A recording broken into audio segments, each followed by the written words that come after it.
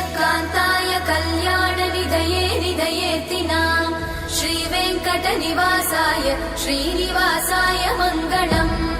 लक्ष्मी सविभ्रमालोकसुभ्रूविभ्रमचक्षुषे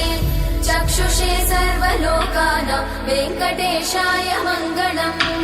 श्रीवेङ्कटाद्रिशृङ्गाग्रमङ्गलाभरणाग्रये मङ्गलानां निवासाय श्रीनिवासाय मङ्गलम् सर्वावयव सौन्दर्य सम्पदा सर्वचेतसां सदा सम्मोहनायास्तु वेङ्कटेशाय मङ्गलम्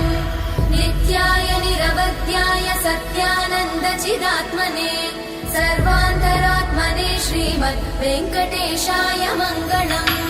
स्वतः सर्वविदे सर्वशक्तये सर्वशेषिणे